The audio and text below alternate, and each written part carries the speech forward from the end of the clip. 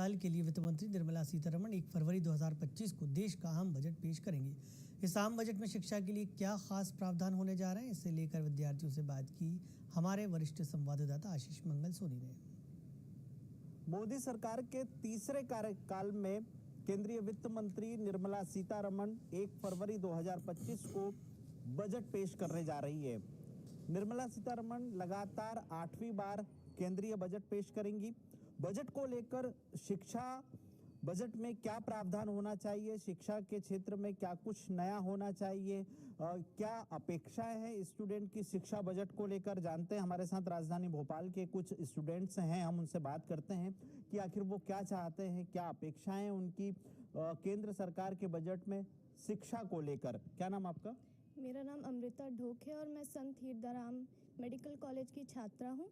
मेरे अनुसार as a medical student, जैसे कि देखा जाए, हमारा कोर्स है नेचुरोपैथी इन योगिक साइंस, जो कि हमारी संस्कृति को भी दर्शाता है।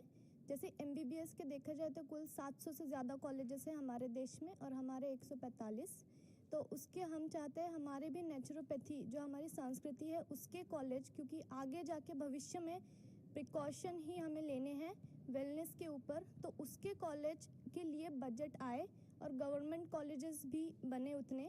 और देखा जाए तो आजकल जो बच्चे हम जो डिग्री ले रहे हैं उसका उतना महत्व नहीं रहा, क्योंकि आगे जाके हमें जो जॉब लेनी होती है उसके लिए हमें अलग अलग कॉम्पिटिटिव एग्ज़ाम ही देने पड़ते हैं। उसके कारण हम चाहते हैं बजट ऐसा आए जिसमें स्टूडेंट को आगे जाके भविष्य की उतनी चिंता ना हो और हमारे लिए और भी अपॉर्चुनिटीज़ ओपन हो। बिल्कुल, कुछ और स्टूडेंट्स हैं, अच्छी बात इन्होंने कही है। हम और बात करते हैं केंद्र सरकार के बजट में शिक्षा को लेकर क्या आपका मानना है, किस तरह से कि ये बजट होना चाहिए? मेरा नाम गरिमा पांडे है, मैं मध्य प्रदेश से हूँ। मॉडिफिकेशंस जो कि शिक्षा के क्षेत्र में होने चाहिए सरकार के द्वारा, मेरे ख्याल से वो ये है कि एक तो श्योरिटी और एक एम्प्लॉयमेंट। एक श्योरिटी, अगर हम 4 से 5 साल किसी डिग्री में इन्वेस्ट कर रहे हैं अपने लाइफ के, तो हमें एक श्योरिटी मिले जॉब की। और दूसरी चीज़ एम्प्लॉयमेंट, काफ़ी सारे इंस्टीट्यूट्स एस्टेब्लिश हों और काफ़ी सारे हॉस्पिटल्स एस्टेब्लिश हों ताकि एक श्योरिटी हमें मिल पाए लाइफ में। बिल्कुल, बहुत अच्छी बात है। स्थायित्व होना जरूरी है। कोई भी कोर्स शिक्षा के क्षेत्र में कोर्स किया जाए उससे रोजगार के अवसर मिल सके, ऐसा कोर्सेस होना चाहिए। क्या नाम आपका? मेरा नाम सानिका ठाकुर है और बजट की बात हो रही है तो एज अ मेडिकल स्टूडेंट मेरे हिसाब से जो एजुकेशन लोन है वो बहुत ज़्यादा इंपॉर्टेंट है इस टाइम पे बात करना, क्योंकि as a medical student government colleges सबको तो नहीं मिलते।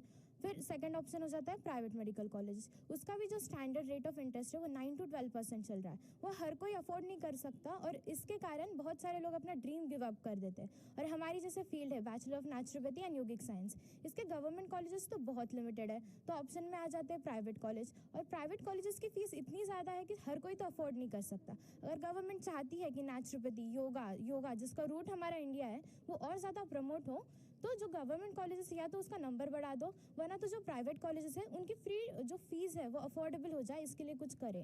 बिल्कुल, केंद्र सरकार इस बजट में ऐसा प्रावधान करे कि जो बच्चे शिक्षा के लिए दूसरे कॉलेजेस में जाते हैं, कॉलेज में एडमिशन लेते हैं, उनको जब एजुकेशन लोन लेना पड़े तो उसका रेट ऑफ इंटरेस्ट कम हो। और भी हमारे साथ स्टूडेंट हैं। क्या नाम आपका?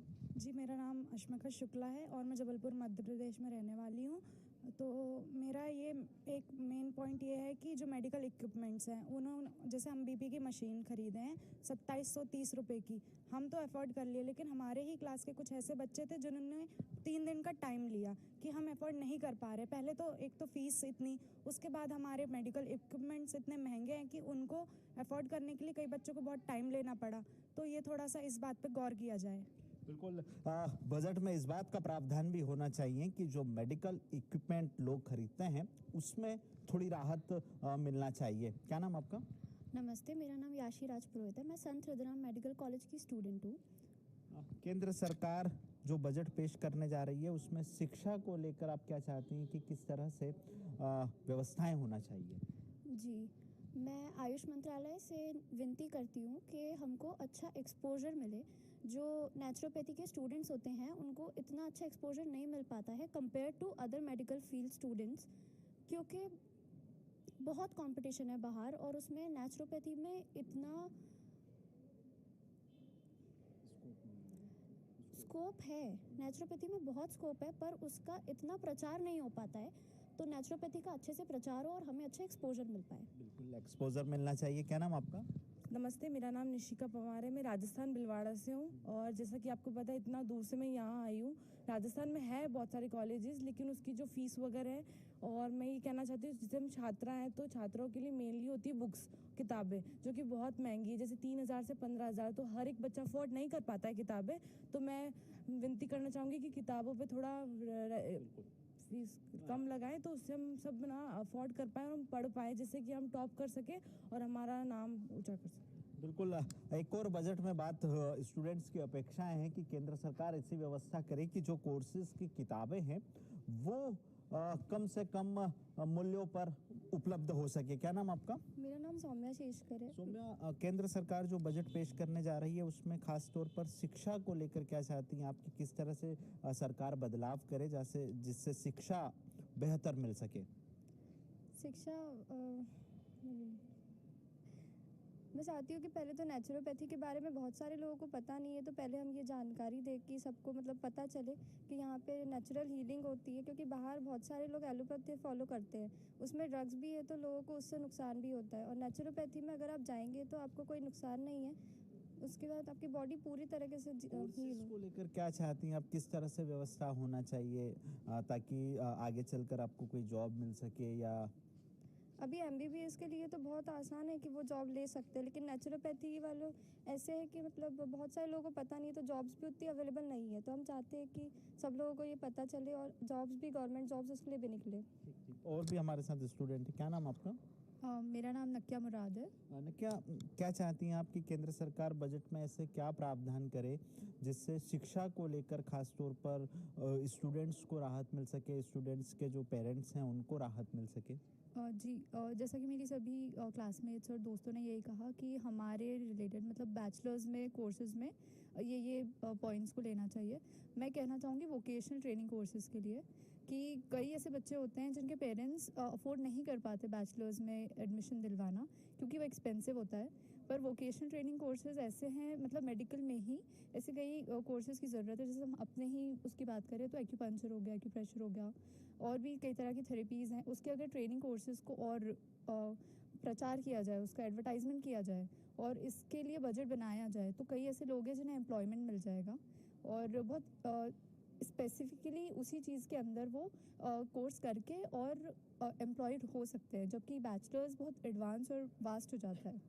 तो सरकार इसे इंक्लूड करे। बिल्कुल। ये तमाम स्टूडेंट्स हैं जिनका साफ तौर पर कहना है केंद्र सरकार से कि बजट में इस तरह से प्रावधान होना चाहिए कि जो कोर्सेज हैं वो खास तौर पर जिससे रोजगार मिल सके। जब भी कोई स्टूडेंट्स कोर्स करने के लिए आए तो उसे श्योरिटी हो, स्थायित्व हो कि हाँ आगे चलकर उसे जॉब मिल सकती है। दूसरा, एजुकेशन को लेकर जब स्टूडेंट एजुकेशन लोन लेता है तो उसका रेट ऑफ इंटरेस्ट कम होना चाहिए। इस तरह की अपेक्षाएं हैं इन तमाम स्टूडेंट्स की केंद्र सरकार से। 1 फरवरी 2025 को जब केंद्रीय वित्त मंत्री निर्मला सीतारमण बजट पेश करेंगी तो ये सामने आएगा कि बजट में देशवासियों के लिए क्या कुछ नया है। कैमरा पर्सन विजय कुमार शर्मा के साथ आशीष मंगल सोनी, डीडी न्यूज, भोपाल।